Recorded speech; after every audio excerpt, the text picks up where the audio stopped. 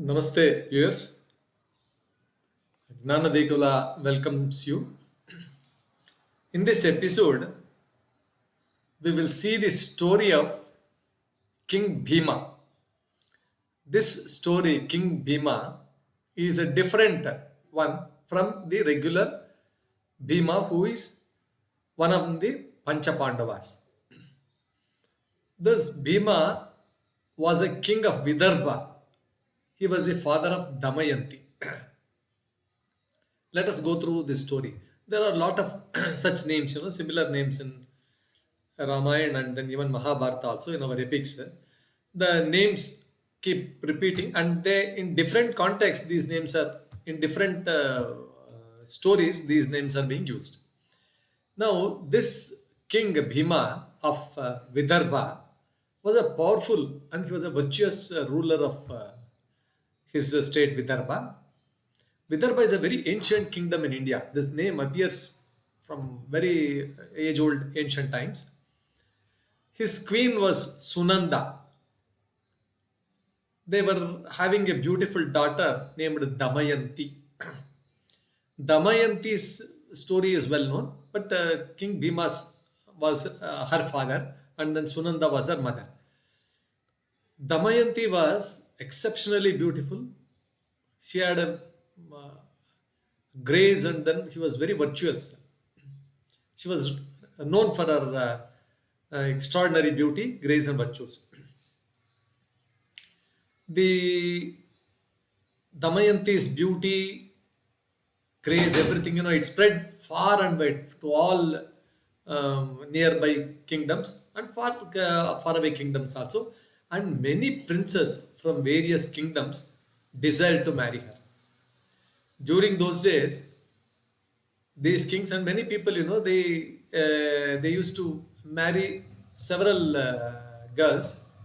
That was quite common, and particularly the kings used to marry and have multiple wives. To choose a husband, suitable husband for his daughter, King Bhima of this, not Hastinapur, this King Bhima of Vidarbha arranged a Swayamvara. Swayamvara was nothing but a lot of princes and lot of eligible people would arrive on one particular this thing. It would be arranged by the king himself. Particularly, Swayamvaras were performed by kings. Swayamvaras were arranged by kings for their daughters. The daughter would just select whomever she liked, and then she used to marry. This is the thing that happens in Swayamvara.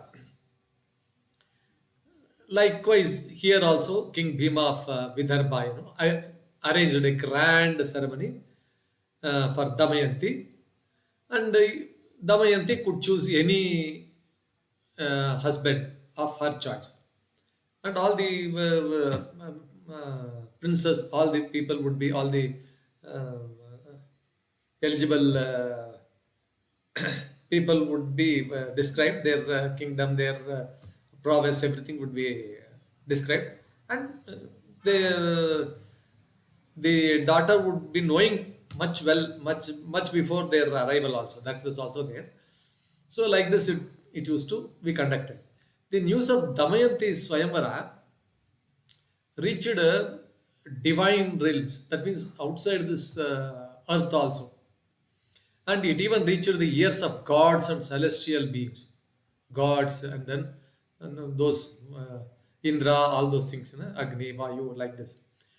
Four prominent gods: Indra, Agni, Varuna, and Yama. They were fascinated by Damayanti's beauty and wished to marry her.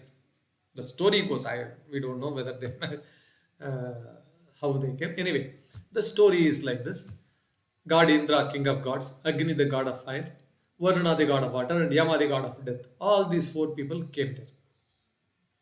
So, to win Damayanti's hand, these gods assumed human forms. They came in the human form and arrived at the Swayamvara. Each god hoped to sway her choice by displaying their divine splendor.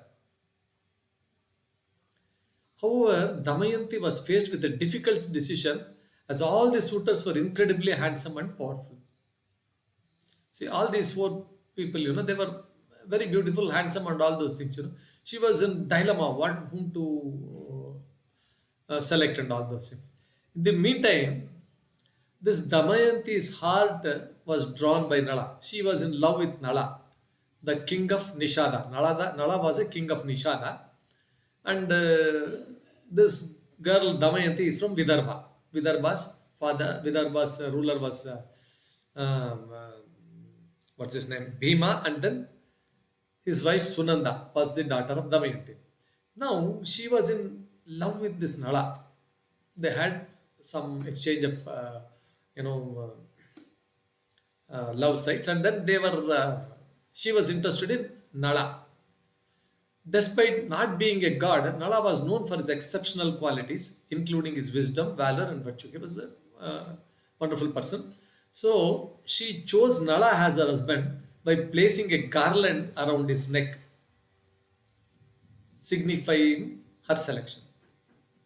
She had put a garland. She wore a. So what happened? This all these four in some other form of story, all these four gods assumed the form of Nala himself. They were all looking like Nala, and then they were all sitting on the sitting around for. But this Damayanti, when she came, she couldn't recognize the her Nala, because that Nala, these four gods, everyone, they were all looking alike. So she got confused. She didn't know what to do. Then so slowly she observed that the garland which these gods had worn, that garland never faded, whereas Nala's garland, flowers, they were slowly drying. This she very minutely observed. Then she decided, yes, these four people, these four, they are not from this earth, they are from some heavenly earth. They have come here because their garlands and all those things, appear to be absolutely no, they don't change. And one of the characteristics of these gods is they don't wink their eyes. Their eyes are always open. So this also she observed, and she thought, oh yes, these are fake Nalas. So she could recognize Nala, and then she placed a garland